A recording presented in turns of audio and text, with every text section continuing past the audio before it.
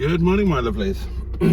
It's Tuesday morning, and somewhat unexpectedly, I am heading back to the yard. And also somewhat unexpectedly, I am in Wet Leg Von Titty Biscuits. And even more somewhat unexpectedly, I'm in Wet Leg Von Titty Biscuits for possibly the last ever time.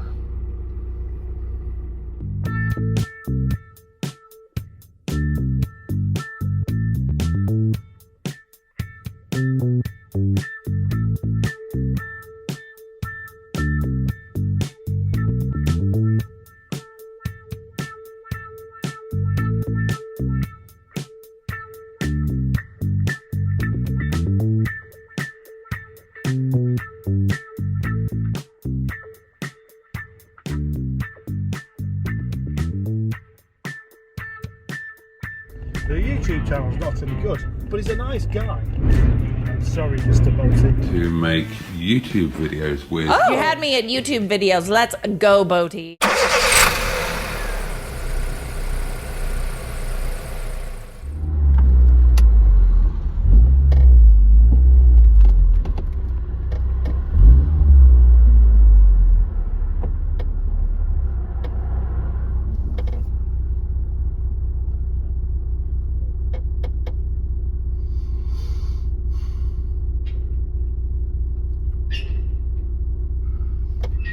You have to admire the man's footwork, don't you?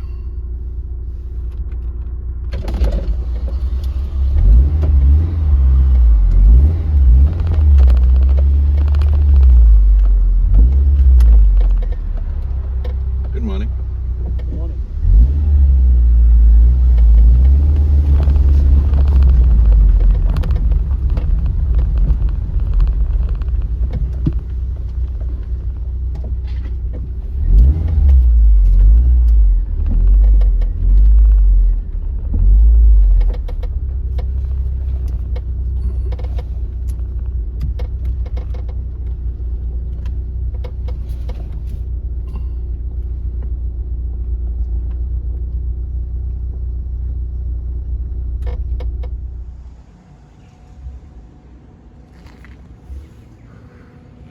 Well, here we are at the yard for the unexpected second day. And I tell you what a lovely day it is.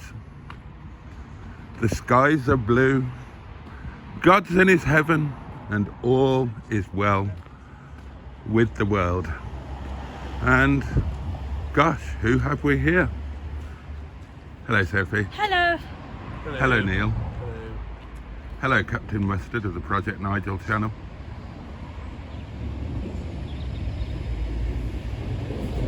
Just trying to do my trick on me. I give you the keys to the Rover 45 known as Prince Andrew. And I present to you the keys to the MGF known as Wet Leg Von Titty Biscuits. Red the Shed wants to go to Switzerland, but doesn't seem to be happening, does it? We're running by the end of the day. Yeah, so, right, the great thing about getting that car running would be you could drive it to the scrapyard and get a few more quid for it. Yeah. They pay more if it's running. Ding here. Tricky chaps manuals. Doesn't that sound nice?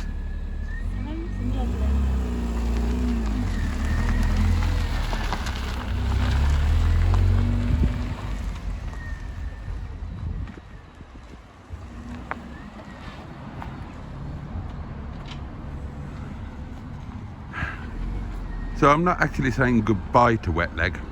It's more au revoir. Because I'll be seeing her on a weekly basis. But what we are saying is a big hello to my new daily, Andy Pandy. Pudding and pie, kissed the girls and made them cry. Hello, darlings. Oh, Boaty cam already. You, Can't go anywhere without Boaty cam, can we? you join me at You join me with Boaty in the front seat because he's called Shotgun because he claims he couldn't fit it. Look at those melons. Oh, I'm not going to get to see them. That is a little... Can you edge forward a bit? Jesus. You only go that far. See what you mean? That's pretty extraordinary, isn't it? Oh, looks done as well. Must be conscious that he was having a look. What a smashing blow she hasn't.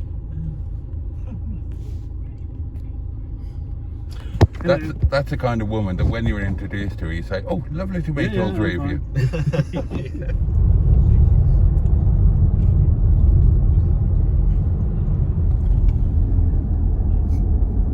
Is Boaty cam still on? It's just come back on. Oh, is it? Yeah. You see, now, this is how you know that you're in the car belonging to a proper chap. Because the onboard gramophone is tuned in to BBC Radio 4 Extra. Look, that woman is going against the flow of traffic in a very dangerous... Well, I think that's the safest way to do it. Yeah, 'cause you can see when people are coming out. Yeah. So you actually witness your own death.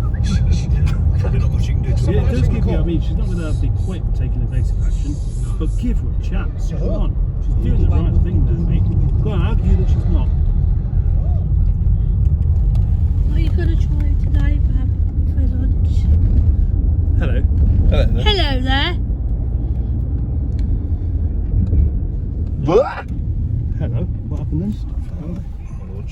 Lovely big mirror that is. What an excellent mirror for seeing what's behind you. Oh, that's you.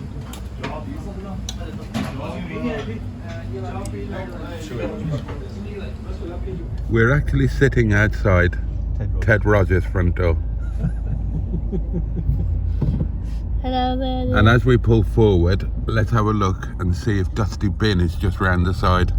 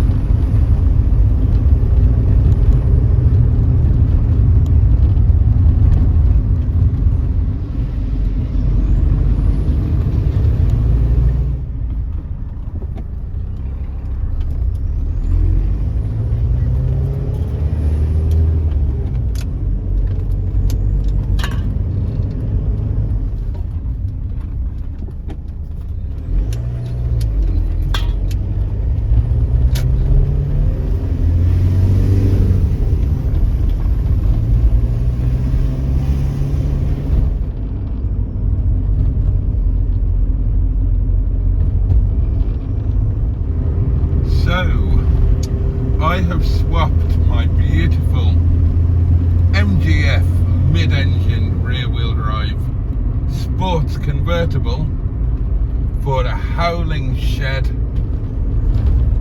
of a Rover 45 diesel. So I suppose the question must be, have I completely lost the plot? Maybe, but I don't think so.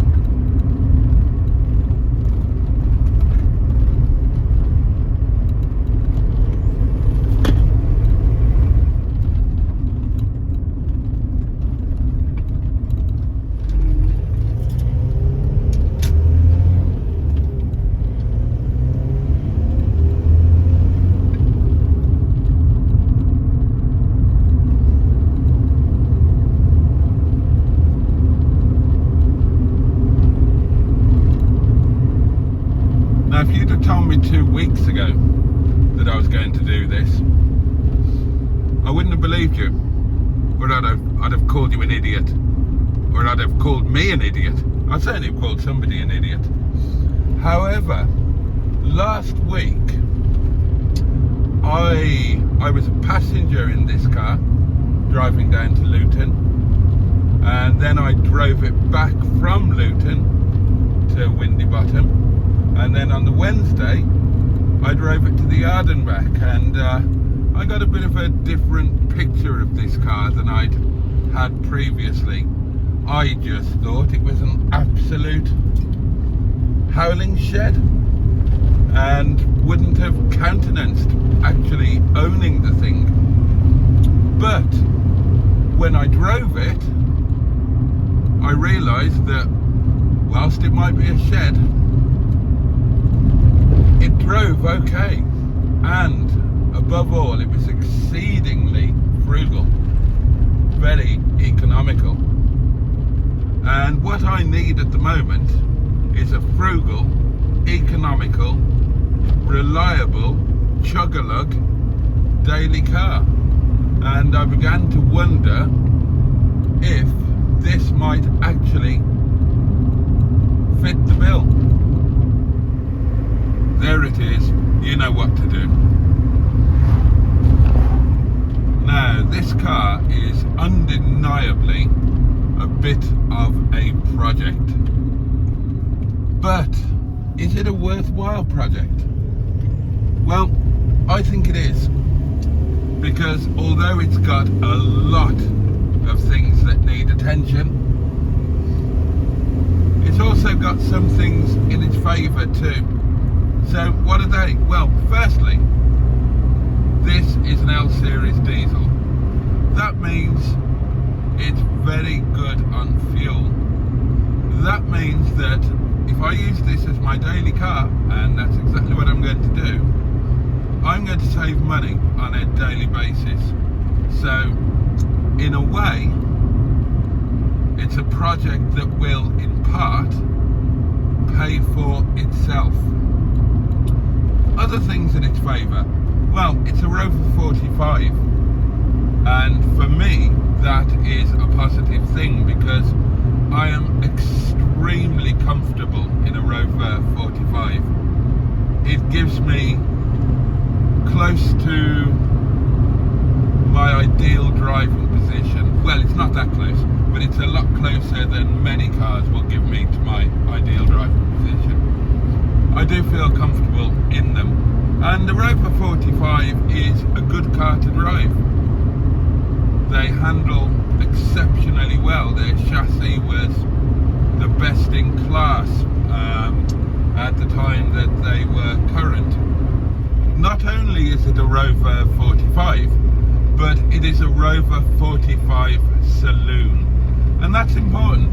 It's one thing that Rover got right over Honda, because obviously the 45 was a shared platform development with Honda based on a little known Honda called the Domani, which was for the domestic market only. Now, the 5-door hatchback that came about was shared between Honda and Rover, but Rover decided to add a saloon. Honda never did. Honda weren't interested, but Rover created a saloon. Now the 45 hatchback is, well, what is it? I mean, it's not ugly, I suppose, but it's not attractive.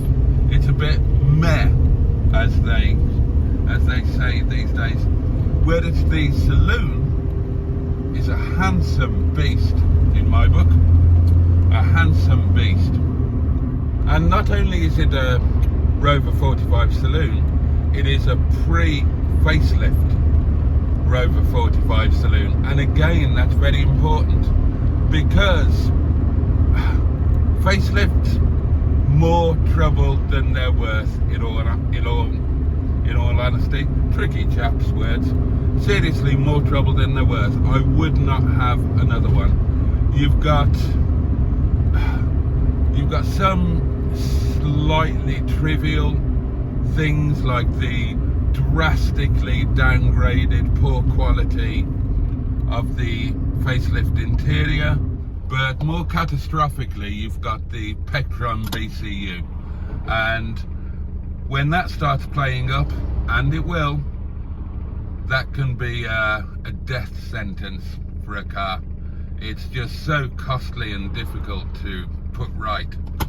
But not only is it a pre-facelift Rover 45 saloon, it is a full pre-facelift, unlike my other Rover 45 saloon, Dick-a-Dum-Dum, who is not full pre-facelift. Dick-a-Dum-Dum is a year newer than this chap, and he has some of the facelift features, like the dials, for example, whereas this fellow is full pre-facelift. So that's a big plus. And then another massive plus is this is connoisseur trim, and whilst he doesn't have all of his connoisseur trim that he should have in, more about that to come, he is a genuine factory connoisseur. And you know, as these things become fewer and further between, that's important as well. So all of those things add together to, I think, make this a worthwhile project, certainly for me. And the plan will be to use this as a daily car and gradually, slowly but surely, improve it. So in other words, this has been penciled in as a very long-term fleet member.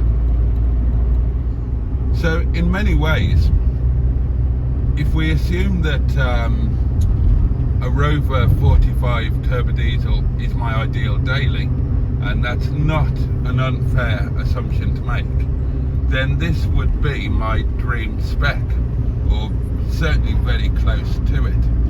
Connoisseur with all the toys that comes with, kind of the right colour ish, but also this has only done 86,000 miles, and for an L series diesel that means that it's barely run in, and I'm assured that this is solid as a rock underneath, and if it turns out not to be, then I will sit on Mustard's head, but I'm sure it is. So the chances of finding another one of these are, to say the very least, slim, and becoming slimmer with every week that passes, because they're not making any more of these, you know. So when you find something that ticks all of the boxes but is a little bit of a shed, then what do?